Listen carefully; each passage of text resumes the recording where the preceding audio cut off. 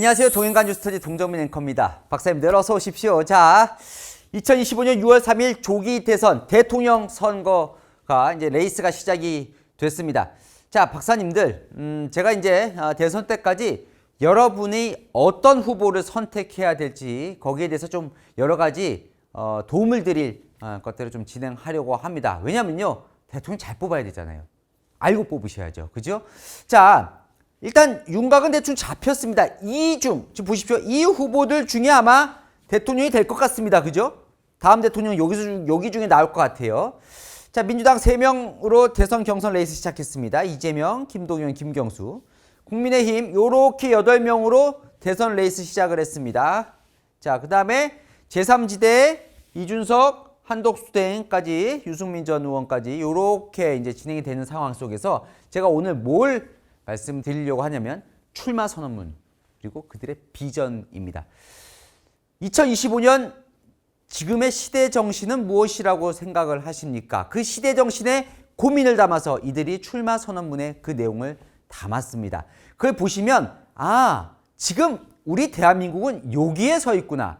이 후보들은 대통령을 꿈꾸는 사람들은 이런 대한민국의 비전을 제시하고 있는 거구나. 그들은 비전이 이렇게 다르구나. 이거 한번 보십시오. 보시면서 이 후보가 제대로 비전 잡았네. 라는 걸 아실 수 있고 민주당과 국민의힘은 이렇게 다르게 보는구나 라고 생각하실 수도 있고 생각보다 비슷한데? 라고 하실 수도 있을 것 같습니다. 자, 준비되셨습니까? 지금 시작합니다. 동투더 뉴스. 먼저 민주당 이재명 후보 슬로건 대선 출마 선언부터 좀 살펴보겠습니다. 자, 이재명 후보의 이번 대선 캐치프레이즈는 이제부터 진짜 대한민국입니다. 자, 그러면서 지금 한 게 지금은 이재명이 여기 빠져 있네요. 지금은 이재명.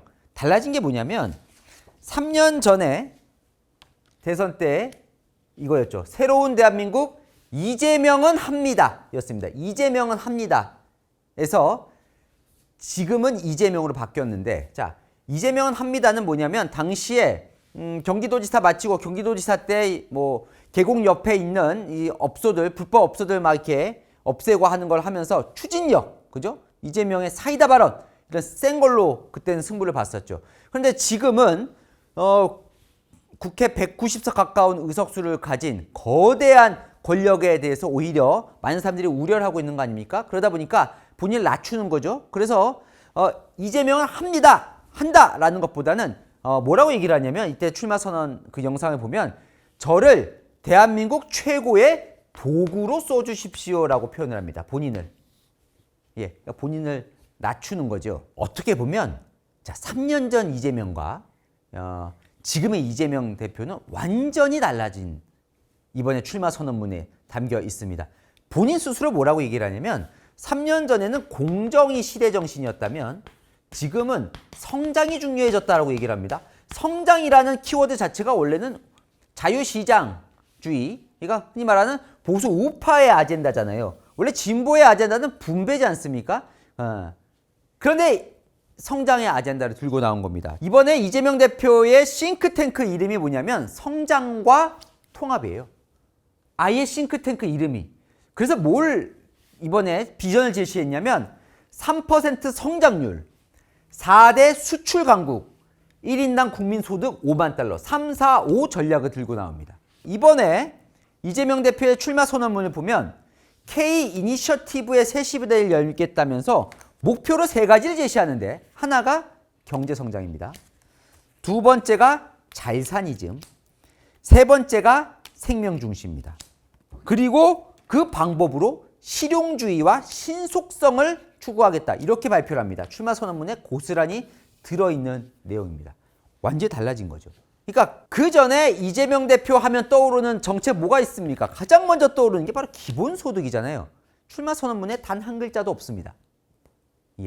성장과 통합 그 싱크탱크 그 처음 출범했을 때도 이걸 물어봤더니 이건 조금 지금 아직 이름도 아마 바꿀 거라는 얘기도 나오던데, 그러니까 기본소득은 뭐예요? 그러니까 똑같이 나눠주자는 거잖아요. 전 국민에게 똑같이 나눠주자는 거잖아요. 분배의 포인트에서 완전히 성장으로 포인트를 바꿨습니다. 무슨 얘기냐면 보수 국민의힘 후보가 이렇게 냈다고 해서 전혀 이상할 게 없어 보이죠? 근데 민주당 이재명 후보가 이걸 낸 거예요. 완전히 방향을 바꿨다는 걸 말씀드리면서 자, 그러면 경제 성장을 어떻게 할 거냐라고 했을 때 여러분 3년 전 대선과 가장 달라진 점은 뭐냐면 바로 AI를 모든 후보가 들고 나옵니다. 이재명 대표가 내세운 AI 쪽 공약, 지금 이재명 대표가 공약을 하나씩 발표를 하고 있는데 가장 먼저 발표된 이재명 후보의 첫 번째 공약이 바로 AI에 관련된 거였는데 AI 기본 사회예요. 기본이라는 게 들어는 가네요. 자, 무슨 개념이냐면 AI에 100조 원을 투자해요. 그리고 100조 원을 투자해서 AI GPU인 게 뭐냐면 그래픽 저장 장치인데 이 GPU가 지금 거의 엔비디아가 독점을 하고 있는데 요걸 확보하는 게 어려워요. 일단 돈도 필요하지만 이게 워낙 그 필요로 하는 수요가 많다 보니까 공급이 거기에 쫓아오지 못하거든요. 요걸 어떻게든 확보하겠다. 이거 윤석열 정부가 다 한다고 했던 겁니다. 그러니까 AI에 관련돼서는 워낙 성장이 중요한 아이템이기 때문에 여기서는 이제 뭐 보수진보 따질 건 없습니다. 그런데 이재명 대표가 여기 논란이 됐던 게 바로 그 K 엔비디아 펀드죠. 요게 기본 사회 개념을 좀 집어넣는 건데 뭐냐면 이재명 대표는 그러니까 국부 펀드를 만들겠다는 거예요. 그게 펀드가 뭐냐면 AI에 투자하는 펀드예요. 요거를 투자를 해요. 각 기업에 AI. 그죠? 그럼 AI 기업을 키워요. 점점. 그럼 돈을 벌잖아요. 그 돈을 국민들에게 나눠주겠다는 겁니다. 예. 요게 이제 국부펀드 개념인데 요거를 공식화했습니다. 이번에. 자, 요건 좀 논란이 있는 게 뭐냐면 나라가 돈 넣는다고 요거를 다 키우기가 어렵죠. 자, 그죠? 이거 기업이 자율성으로 보통 창의적으로 키워야 되잖아요. 그죠? 근데 어쨌건 돈을 집어넣어서 키우겠다는 거고 돈을 집어넣었으니까 경영권을 국가가 일정 부분 가질 수밖에 없다. 그럼 어떤 기업인들이 국가가 경영에 침해하는 거를 하겠냐라는 1차 논란이 있고 2차 논란은 요거는 이제 국민들한테 나눠주겠다는 건데 그죠? 그럼 기업이 번 돈을 국민한테 나눠주겠다는 게 뭔가 또 사회주의적 발상 아니냐라는 건데 어쨌건 국가가 투자를 했으니까 수익을 내면 국가가 돈을 벌 거고 그걸 국민들에게 나눠주겠다. 기본소득을 준다면 그 재원으로 이걸 활용하겠다는 구상까지 연결되는 어쨌건 기본소득은 뒤로 좀 빠져 있지만 성장을 시켜서 돈을 나눠주겠다. 이런 개념으로 보시면 될 것 같습니다. 이 모두의 AI 프로젝트는 뭐냐면 한국형 챗GPT 같은 걸 만들어서 그걸 모두가 무료로 쓸 수 있게 해주겠다. 이런 개념이에요. 그러니까 기본소득의 가장 비판점이 뭐였습니까? 아니 전 국민 25만 원 지원금 나눠주면 좋죠. 근데 무슨 돈으로? 돈이 없잖아요, 국가에. 거기에 이재명 대표가 예전에는 그 뒷단 나눠주는 거에 포커스를 맞췄다면 이번엔 그 앞단 돈을 어떻게 마련할 거냐? 성장의 포인트를 맞췄다라고 보시면 될 것 같습니다. 두 번째, 잘사니즘. 처음에 시작은 먹사니즘이었어요. 그죠? 먹고 사는 게 중요하다. 등 따쓰고 배부른 게 중요하다. 그런데 그렇게 하면 너무 원초적이니까 거기에 뭔가 가치지향적이고 정신적인 걸 넣어서 행복한 삶, 모든 국민이 행복한 삶으로 나가는 건 먹고 사는 거에 넘어서 잘 사는, 잘사니즘으로 가겠다. 이건 뭡니까? 그동안 민주당이 진보적, 이념지향적인 운동권 성향의 이런 거에 대한 거에서 난 탈피하겠다, 실용주의로 가겠다라고 하면서 잘사니즘을 들고 나왔습니다. 거기 이제 생명 중시는 이제 뭐 안전 이런 내용이죠. 자, 그러면서 실용주의에 대해서 이렇게 얘기를 하죠. 정치라고 하는 건 빨간색이냐 파란색이냐는 의미가 없다. 어떤 게 더 유용하고 어떤 게 더 필요하냐가 최고의 기준이 돼야 할 것 같다. 자, 그러면서 외교로 가보면 출마 선언문에 들어있는 내용입니다. 현실적으로 보면 한미 동맹이 매우 중요하고 한미일 협력 관계가 매우 중요하다. 이거 한미일 윤석열 정부가 하는 거잖아요. 보수 정부가 주로 하는 거잖아요. 원래 민주당 지봉전당은 원래 무슨 관계를 중시 여깁니까? 한중 관계를 중시 여기잖아요. 중국이란 단어를 출마 선언문에 아예 쓰질 않습니다. 중국이란 단어 자체가 나오질 않아요. 예. 이것도 사실은 어떻게 보면 중도 보수 쪽으로 가는 개념인데 그리고는 이 성장과 관련해선 K를 강조합니다. K민주주의, K컬처, K과학기술, K브랜드까지 모방해서 주도로 퍼스트 무버로 가겠다, 거듭나겠다 이렇게 발표를 하죠. 자, 이게 이제 출마 선언문에 나와 있는 내용입니다. 지금까지 공약 발표한 거. 보시면 완전히 아까 말씀드린 대로 보수 후보가 얘기해도 전혀 이상하지 않을 아젠다들만 지금 이재명 후보가 얘기를 하고 있는 겁니다. 자, 그러다 보면 아직 여러 가지 이제 이 이슈들이 나오겠죠. 그러면 한일 역사 문제. 얼마나 이재명 대표가 이 일본의 역사 문제에 대해서 비판을 많이 했습니까? 민주당이 죽창가라고 얘기를 하면서까지. 그러면 이 한일 문제 어떻게 할 거냐? 자, 검찰개혁 진짜 검찰 없애는 거냐? 그죠? 주 4.5일조, 주 4.5일제는 어떻게 할 거냐?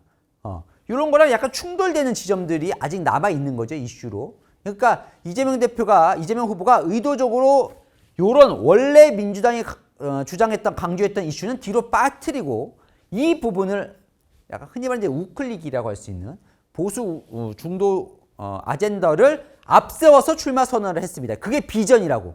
경제 성장, 잘사니즘을 비전으로 제시를 한 겁니다. 그러면서 본인을 이재명은 합니다에서 나를 도구로 써달라고 낮추면서요. 1등 후보의 겸손함까지 이제 한 거죠. 자, 여기서 이제 가장 비판이 나올 수 있는 지점은 진짜 속내가 뭐냐 이렇게 되는 거죠.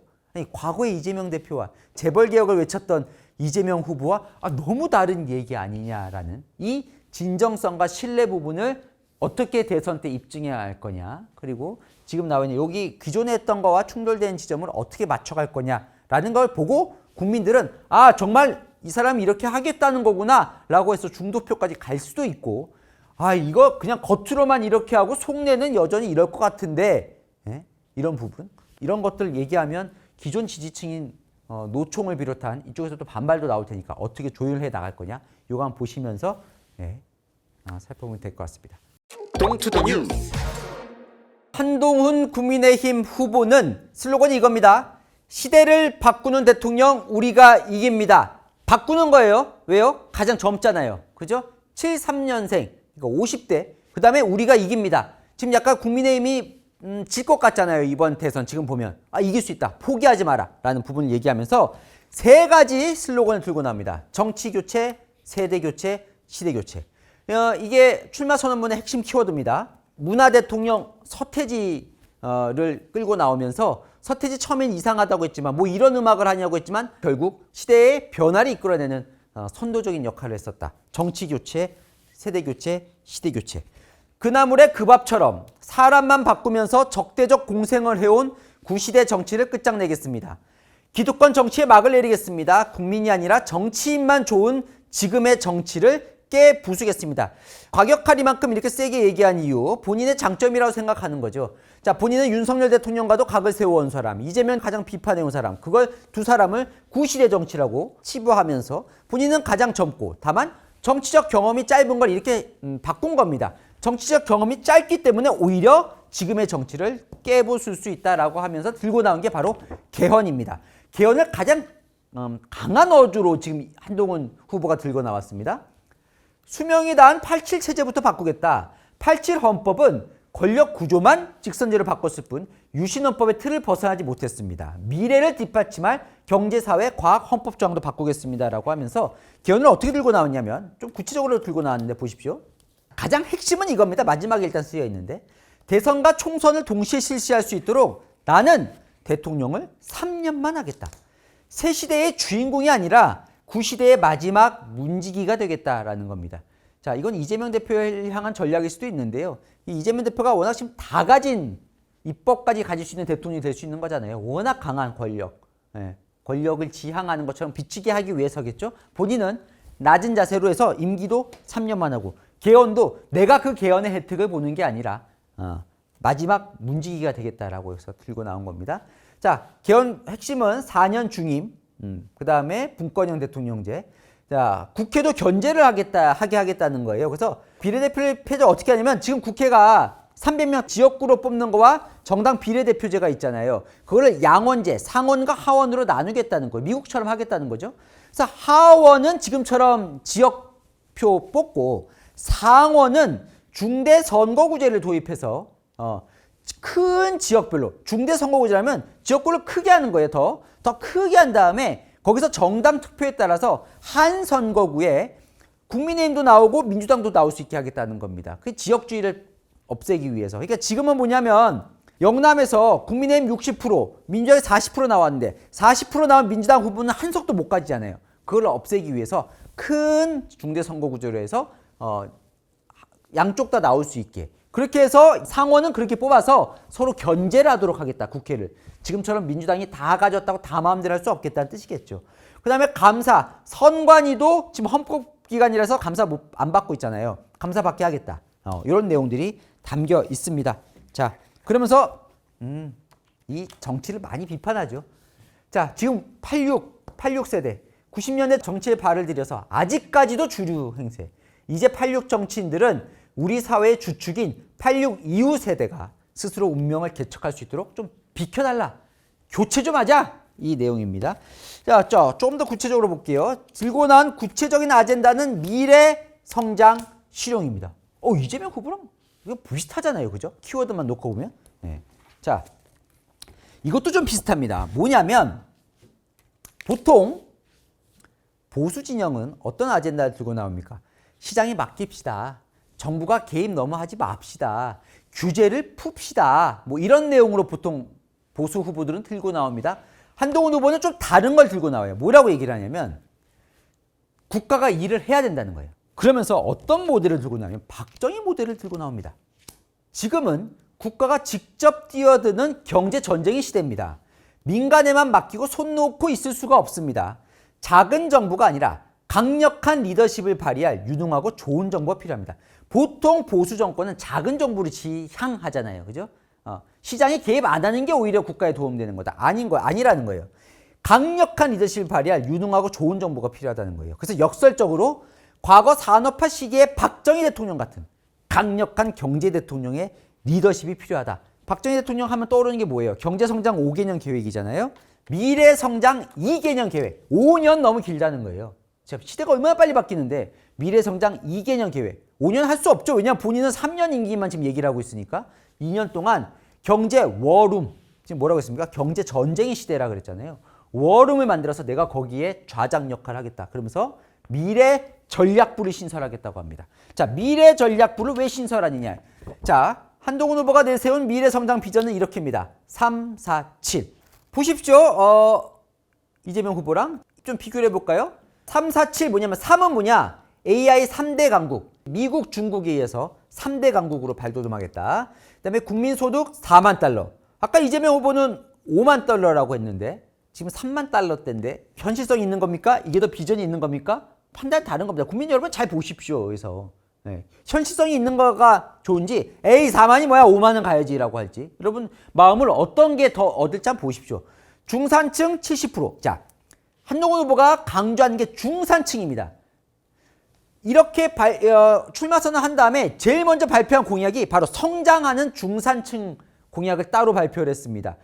자, 왜냐면 이거예요. 그러니까 기존에 보통 국민의힘 후보, 보수정당 후보들은 뭐냐면 선별적 복지잖아요. 그러니까 못 사는 사람을 많이 도와주고, 그러니까 진보는 다 나눠주자는 거였고, 여태까지의 개념으로 보면 보수 후보는 못 사는 사람에게 많이 주고 잘 사는 사람은 건드리지 말자 이거였는데 한동훈 후보는 아닙니다. 중산층도 지원해주고 중산층도 도와줘야 한다는 개념. 그러니까 국가가 도와주는 개념을 빈곤층에서 중산층으로 확대를 해야 된다는 게, 그래서 중산층 70% 시대를 만들어야 한다는 게 한동훈 후보의 핵심, 다른 후보와 차별화되는 비전이 중에 하나입니다. 그래서 보십시오. 그 성장하는 중산층 그 공약을 보면 근로소득세 인하해 주자. 왜냐하면 중산층이 주로 근로소득세 많이 내잖아요. 월급쟁이가 보통 중산층이니까 그들의 세금을 인하해 주자. 그리고 인적공제를 늘려주자. 그래서 소득공제할 때 자녀 수별로 첫째, 둘째, 셋째별로 인적공제를 팍팍 늘려주자. 세금 깎아주자는 얘기입니다. 그 다음에 한평생 복지계좌라는 거를 들고 나옵니다. 그래서 아까 미래전략부 신설하자 그랬잖아요. 한동훈 후보가 사회보장부를 신설하겠다고 합니다. 부총리급으로 올려서. 그래서 한평생 복지계좌가 뭐냐면 복지가 너무 막 중구난방으로 돼 있어서 국민들이 정작 내가 뭘 복지를 받고 있는지를 몰라서 못 받는 경우도 있고 너무 중복돼서 샌다는 거예요. 이 복지, 워낙 복지 그 예산이 많은데. 그래서 전 국민이 한 계좌 안에 태어나서부터 죽을 때 노인까지 그 계좌에서 국민들이 모두가 자기가 어떤 복지 혜택을 받는지 알고 관리할 수 있게 하자는 겁니다. 그러면서 바우처 유효기간이라는 걸 둬서 복지를 받으면 보통 요때 예를 들어 육아 때 받을 수 있는 혜택이 있고 또 이게 혜택이 다 다르잖아요. 그거를 요때는 조금 받고 대신 요때 안 받는다고 이걸 버리는 게 아니라 내가 더 필요할 때 더 많이 받을 수 있고 그러니까 유효 기간을 확장을 하자는 거예요. 네, 이런 개념도 들고 나옵니다. 좀 신박한 아이디어 같은데 조금 더 들어보죠. 나중에 좀 더 구체적으로 얘기를 할 테니까. 네. 자, 그 외에 한동훈 후보가 들고 나온 거 지방 5대 메가폴리스 구축해서 지방을 광역으로 하겠다는 거. 그다음에 외교 안보 관련해서는 경제 나토를 창설해서 나토 아시죠? 유럽에서 미국과 함께 러시아의 적에 맞서서 유럽이 하나로 지금 군을 형성하고 있잖아요. 나토군. 그거를 경제 나토를 창설해서 우리가 다른 나라의 그 침범 받았을 때 경제 관련해서는 큰 바운더리에서 할 수 있게 하겠다. 핵 잠재력, 핵 잠수함 확보. 그리고 한동훈 후보가 자기 법무부 장관 때 했던 것들을 강조를 많이 합니다. 그래서 한국형 제식환법. 그러니까 범법에 대해서는 아주 엄격하게 하겠다는 거예요. 가석방 없는 무기형 도입, 촉법 소년, 나이 어리다고 해서 처벌 안 받게 하는 거 안 되겠다. 연령 낮추겠다는 거고, 예, 무고죄 강화하겠다. 요런 내용들. 그러니까 보면요, 한동훈 후보는 경제에 있어서 강력한 리더십을 얘기를 하고 있습니다. 이재명 후보도 비슷한 얘기를 해요. 이제는 첨단 과학 기술에 대한 투자가 중요한 시대라. 그런데 문제는 과학기술 수준이 너무 높아져서 개별 기업들이 감당하기 어려운 상황이 됐다고 하거든요. 그러니까 이 AI로 아까 넘어가면서 AI가 되면서 국가 간에 더 전쟁이 벌어집니다. 지금. 그러니까 AI라는 게 워낙 고도의 기술을 요구하는 거기 때문에 민간 기업이 이제 예전에 스타트업 수준에서는 이게 어렵다는 거예요. 그래서 이재명 후보와 한동훈 후보의 공통된 개념은 이거 같아요. 국가가 전략적으로 이 AI 부분에 있어서는. 그래서 한동훈 후보가 이 AI 관련해서 3대 강국 얘기를 하잖아요. 150조 투자를 들고 나옵니다. 아까 이재명 후보는 100조 들고 나오잖아요. 한동훈 후보는 150조 더 들고 나옵니다. 그러면서 AI 전사 10,000명을 자기가 양성하겠다라고 한동훈 후보가 들고 나오거든요. 그러니까 이 부분에 있어서는 또 한동훈 후보와 이재명 후보가 좀 비슷한 대목이 있는 겁니다. 그러니까 뭐냐면 국가 비전을 제시하는 데 있어서는 사실 정당마다도 다르지만 그 정당 내에서도 각 후보마다 지향하는 게 다르기 때문에 여러분 잘 보시고 뽑으셨으면 좋겠습니다. 다음 후보 넘어갑니다. 동투더 뉴스. 자, 국민의힘 안철수 후보 보겠습니다. 슬로건은 국민통합, 시대교체, 정직한 국민의 시대입니다. 시대교체를 한동훈 후보와 비슷하게 들고 나왔죠. 자, 여기서 시대교체 대상에는 한동훈 후보도 포함이 되는 겁니다. 안철수 후보의 정의에 따르면요. 왜냐하면요. 안철수 후보가 내세우는 게 이겁니다. 대한민국의 미래를 더 이상 과거를 바라보는 검사 지금 누구예요? 한동훈 후보. 그 다음에 홍준표 후보. 법률가 누구예요? 변호사 이재명 후보. 이런 출신들한테 맡겨서는 안 된다.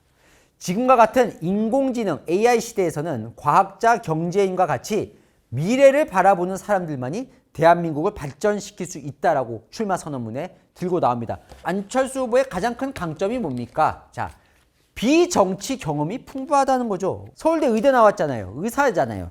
그런데 안철수 V3 백신 개발한 개발자였잖아요. 그렇죠?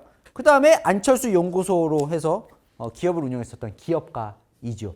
그러니까 AI 시대에는 과학자, 경제인, 과학자, 경제인, 자기 얘기네요. 그죠? 자기 같은 미래를 바라보는 사람이 대한민국을 발전시킬 수 있다라고 합니다. 자, 한동훈 후보는 검사니까 안 된다는 거예요. 시대를 교체해야 된다는 거죠. 자, 그러면서 뭐라고 얘기를 하냐면 비전은 AI 3대 강국 진입. 아까 한동훈 후보에서 AI 3대 강국이 있었죠. 미국, 중국, 한국. 그리고 R&D 투자를 GDP 5%까지 끌어올리겠다. 윤석열 정부가 R&D 예산 깎았을 때 비판했었죠. 그다음 과학기술 핵심 인재를 100만 명 양성하겠다. 인재가 중요하잖아요. 이건 정말 필요한 거죠, 우리나라에. 그다음에 5대 전략 산업을 집중 육성하겠다. AI, 반도체, 미래 모빌리티, 바이오, K 서비스. AI, 반도체, 바이오 이런 것들은 다 모든 후보가 전략 산업으로 육성하겠다고 한 것 같습니다. 요 부분에 있어서는 한동훈 후보와 비슷합니다. 박정희 전 대통령의 경제개발 5개년 계획처럼 신경제개발 5개년 계획으로 국가적 투자를 할 것입니다. AI 산업에 앞으로 정부와 기업이 협력해서 수백조 원의 투자를 단행해서 선진국들을 따라잡겠습니다. 여기서도 박정희 들고 나오죠. 그러니까 강력한 경제 리더십이 필요하다는 데에서는 한동훈 후보와 비슷한데 여기는 신경제개발 몇 개년이에요? 5개년. 아까 한동훈 후보는 미래전략 2개년 계획이라 그랬죠. 자, 왜냐하면 안철수 후보는 5년 다 할 생각이거든요. 예, 대통령이 되면. 예. 한동훈 후보처럼 3년 얘기 안 하거든요. 그러니까 5개년 계획으로 얘기를 하는 거죠. 자, 조금 더 구체적으로 볼게요. 비전은 이렇습니다. 2030년이 뭐냐면 이번 대통령의 임기가 끝나는 게 2030년에 끝납니다. 그죠? 2025년이니까 지금 5년째니까. 자기가 임기 끝날 때는 G7에 진입하겠다. 지금 우리나라가 뭐 G10 정도 왔다 갔다 하잖아요. 진입하겠다. 글로벌 AI 협력체 창설하고 한국형 핵 추진 잠수함 개발하고 사용 후 핵 연료. 핵 부분은요. 제가 다음 시간에 제가 좀 자세하게 설명을 드리겠습니다. 핵 관련 공약에 대해서는 어쨌건 하겠다고 합니다. 자, 그리고 지금 윤석열 정부가 4대 개혁을 추진했었죠. 뭐였죠? 연금, 교육, 노동, 의료. 이 고스란히 안철수 후보가 들고 나옵니다. 거기에 공공까지 넣어서 5대 개혁을 추진하겠다고 합니다. 연금 관련해서는 지금 모수 개혁을 했어요. 이번에. 그죠? 자, 모수 개혁이란 건 뭐예요? 숫자를 좀 조정해서 지금 연금이 워낙 기금이 바닥이 나서 지속성이 문제가 생기니까 많이 더 내고 조금 더 받는 그 안으로 모수 개혁 지금 돼 있거든요. 모수 개혁 갖고는 안 된다. 왜? 이게 청년들한테 너무 많은 빚이 간다. 그래서 구조 개혁을 해야 된다. 요것도 구조, 아예 구조를 바꿔야 된다고 안철수 후보는 얘기를 하는데 이 부분은 지금 안철수, 한동훈 후보 비슷합니다. 두 사람이. 그다음에 교육 관련해서는 5세까지는 아예 국가가 돌봄을 책임져야 한다는 거. 그다음 출산과 육아 지원금 1,000만 원을 주자는 내용. 여기 연금 구조개혁 써 있네요. 예. 그다음에 의료, 내가 의료 제일 잘하지 않느냐? 의료 원점에서 재검토하겠다고 얘기를 합니다. 의료개혁. 자, 공공개혁까지 들고 나옵니다. 개헌 관련해서는 개헌하겠다고 합니다. 자기도. 근데 언제 하냐면 지방선거 내년에 있잖아요. 그때 개헌을 하자. 내용은 뭐냐? 4년 중임제. 이건 똑같네요. 그죠? 한동훈 후보와 4년 중임제. 사실 이재명 후보도 개헌을 지금 얘기는 안 하지만 개헌하자고 합니다. 이재명 후보도 똑같아요. 4년 중임제. 예, 4년 중임제. 그러니까 대통령 4년씩 2번 할 수 있게 최대. 그러니까 미국하고 똑같은 거죠. 미국도 4년 중임제니까요. 책임 총리제, 중대선거구제 아까 말씀드렸습니다. 전반적으로 보면 한동훈 후보와 비슷해 보이기는 하는데 가장 다른 건 본인이 이게 할 수 있다라는 대목에서 좀 차이가 나네요. 동투더 뉴스. 자, 김동연 경기지사 살펴보겠습니다. 캐치프레이즈 모두의 나라 내 삶의 선진국. 정권 교체 그 이상의 교체. 자, 정권 교체하면 지금 어디가 떠올라요? 이재명 후보가 떠오르죠. 자, 정권을 교체한다면. 그래서 김동연 후보는 뭘 더 들고 나냐면 그 이상의 교체. 정권 교체만으로는 안 됩니다. 정권 교체, 그 이상의 교체가 필요합니다. 대한민국의 유쾌한 반란을 일으켰습니다. 자, 김동연 후보의 배경 중에 두 가지를 여러분들이 아셔야 되는데 김동연 후보가 진짜 어렵게 자랐거든요. 무허가 판자촌에서 어렵게 자라서 덕수 상고를 갑니다. 상고. 그 시절에는 여러분 아시겠지만 이제 상고에 가면 좋은 게 바로 취직할 수 있잖아요. 그래서 은행으로 들어갑니다. 왜냐면 돈을 벌어야 되니까. 워낙 집이 가난하니까. 바로 돈을 벌어야 되니까. 대학 갈 돈이 없었던 거죠. 그래서 일을 하면서 같이 공부할 수 있는 국제대학에 들어가서 거기서 공부를 해서 고시에 합격을 합니다. 그러면서 경제부총리까지 올라가는 입지전적인 인물이죠. 기획재정부 같은 경우는 대부분 뭐 학벌 좋잖아요. 서울대, 뭐 스카이대가 대부분인데 덕수상고 출신의 사실 많이 알려지지 않은 대학에서 고시돼서 이렇게 올라간 그거 하나. 두 번째는 말씀드린 대로 경제 전문가죠. 그죠? 기획재정부. 그래서 문재인 정부 때 경제부총리를 했으니까. 사실은 일을 잘해서 박근혜 정부 당시 새누리당에서도 김동연 지사를 영입하려고 했거든요. 그러니까 이념적으로 막 어느 쪽에 가 있는 사람은 아닌 그런 장점이 있는 김동연 후보라고 보시면 될 것 같고. 그러니까 이재명 후보보다 더 큰 정권 교체를 할 수 있다라고 지금 나온 겁니다. 그러면서 들고 나온 것들을 좀 볼게요. 기득권 개혁. 말씀드린 대로 지금 기득권과는 좀 거리가 멀죠. 그래서 들고 나온 게 4년 중임 분권형 대통령제. 이건 비슷하네요. 기존 후보와. 대선에서 결선 투표를 하자. 이것도 좀 신박한 아이디어인데. 결선 투표제라는 건 뭐냐면 프랑스가 이 결선 투표제가 있습니다. 대선에서. 그러니까 뭐냐면 지금 국민의힘 대선 경선 뽑는 거랑 비슷한 거예요. 후보들이 나오면 마지막에 2명을 추리는 거예요. 1, 2등을. 그래서 1등과 2등을 붙이는 겁니다. 1등과 2등을 붙였을 때 장점은 뭐냐면 사표가 사라지는 거예요. 사표 무슨 얘기냐면 지금은 1등이 물론 50% 넘는 경우도 있지만 한 40%대에서 되기도 하고 그리고 막 2등, 3등, 4등이 막 조금씩 나눠 갔잖아요. 그럼 뭐냐면 1등 40% 외에는 다 죽은 표가 되는 거예요. 그죠? 다 떨어진 거니까. 예. 그런데 결선 투표를 보면 일단 무조건 과반 넘어야겠죠. 결선 투표에서 2명에서 당선이 돼야 되니까 국민들 입장에서는 둘 중에 하나를 뽑는 거니까 사표가 많이 줄어들게 되는. 그래서 국민의 대표성을 높이는 결선 투표제 도입을 얘기를 했고요. 김동연 후보도 한동훈 후보와 똑같습니다. 나도 대통령 3년만 하겠다. 이거 이재명 후보와 차이점이죠. 이재명 후보는 아예 개헌 얘기 자체를 안 하고 있잖아요. 그죠? 근데 자기는 3년만 하겠다라고 얘기를 하고 있고요. 선거제도도 바꿔야 된다 그러고 또 국회의원 특권도 없애야 된다. 그리고요. 기획재정부 출신의 경제부총리를 했는데 기획재정부와 검찰을 해체 수준을 개편하겠다. 그러니까 언제 나를 뒤엎겠다라고 지금 김동연 후보가 얘기를 하고 나왔습니다. 그러면서 또 하나 요거까지만 할게요. 전관 카르텔을 완전히 없애겠다라고 들고 나왔고요.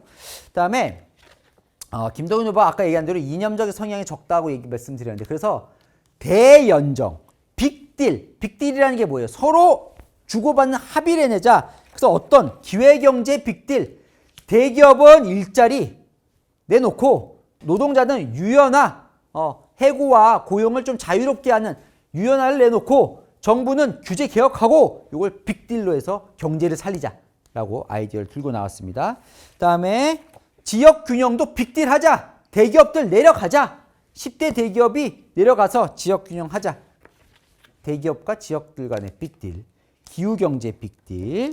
그다음에 돌봄경제 빅딜인데 여기서 돌봄은 보통 돌봄하면 어린 이제 유아 얘기를 많이 하는데 이번에 여기서 돌봄은 간병, 노인들 얘기도 들고 나옵니다. 그래서 간병을 국가가 책임지자. 지금 노인들 간병하느라고 많은 국민들이 힘드니까 그래서 간병 살인을 막겠다. 돌봄경제 빅딜 나왔고요.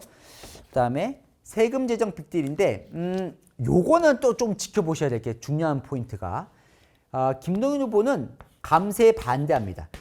이거는 이재명 후보와의 가장 차이점이기도 한데 지금 대척점이기도 한데 자 보통 이 감세라는 건 보수 진영의 아젠다예요. 그죠? 그러니까 세금을 깎아줘서 그 사람들이 돈을 많이 써서 경제를 살리자. 이게 이제 보수적 우파의 보통 아젠다고 증세가 진보 진영의 아젠다죠. 증세는 뭐냐면 돈 많은 사람들이 세금을 많이 내서 그 돈으로 많은 국민들이 나눠 갖자라는 게 진보 진영 아젠다인데 이재명 후보가 보수 진영 아젠다인 감세를 요즘 들고 나옵니다. 깎아주자.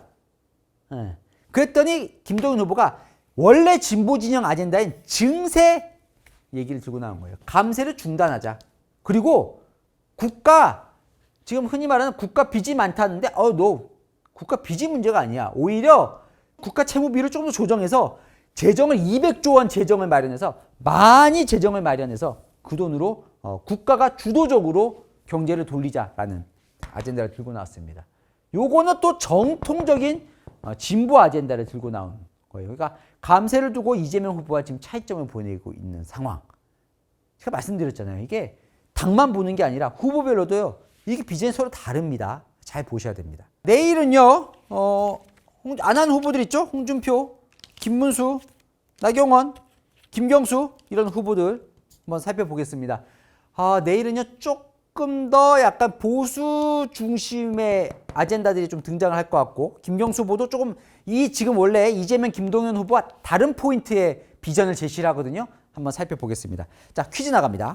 대선 출마를 선언한 국민의힘 한동훈 후보, 민주당 김동연 후보의 출마 선언과 공약에 담긴 공통점은 1번 대통령 3년만 하겠다, 2번 검찰을 해체 수준으로 개편하겠다, 3번 미래 전략부를 신설하겠다, 4번 간병을 국가가 책임지는 간병 국가 책임제를 도입하겠다.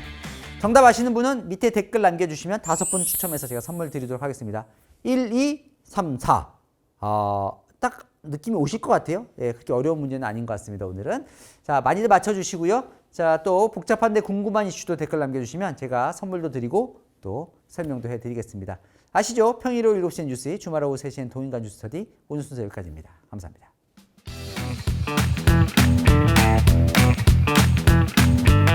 네, 박사님들 퀴즈 정답 보고 가십시오. 자, 지난주 262회 퀴즈입니다. 대통령 파면 발표로부터 60일 이내에 대선은 치러져야 합니다. 차기 대선 날짜는 언제일까요? 여러분 기억하십시오. 기억하시면 좋겠다는 생각으로 제가 퀴즈를 냈습니다. 바로 6월 3일입니다. 그죠? 자, 정답자분 나갑니다. 스칼렛님 당첨되셨습니다. 4번입니다. 대선 후보에 대해 모르시면 국민들 점점점 여기가 맛집이네요. 네, 맛집 맞습니다. 네, 시사 맛집 뉴스턴입니다. 내일도 다른 후보 비교 분석 부탁드립니다. 내일 딱 했죠? 이번 주도 제가 후보별로 잘 설명을 해드렸습니다. 두 번째 정답자님 제니 루비 제2의 앤니유님 아주 축하드립니다. 네, 맞춰주셨고요. 후보별로 꼼꼼히 정리해 주시니까 이해가 잘 됩니다. 다음 스터디를 기다려지네요. 네, 자주자주 와주십시오. 네, 감사합니다. 자, 세 번째 정답자님은 KC리님이고요. 그때까지 얼마나 많이 요동칠까 설명해 주셨습니다. 벌써 오세훈 시장은 사퇴를 했네요. 정말 후보도 요동치고요. 여론도 요동치고요.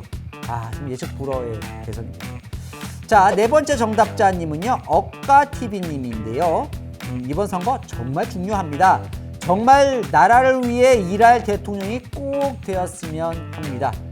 100%, 150% 동감입니다. 그런 대통령 나왔으면 좋겠고 그런 대통령을 또 국민들이 잘 뽑으셔야겠죠. 자, 박사님들 잘 뽑으실 거죠. 마지막 당첨자님은 두구두구두구 HYUN의 아랫바 하이픈 4번 투표 많이 해서 좋은 대통령 뽑읍시다. 투표 많이 해서가 방점이네요. 네, 투표를 한번 올려봅시다. 네, 당첨되신 분들은요 채널A 뉴스 유튜브 채널 들어가셔서 게시물 누르시면 됩니다. 요즘요 저희가 유튜브에 공을 많이 들이고 있어서 막 많이 올라옵니다. 컨텐츠가 헷갈리지 마십시오. 거기 중에 게시물 클릭만 딱 하시면 거기에 정답자 그리고 어떻게 선물 받으신지 나와 있습니다. 꼭 선물 받아 가십시오.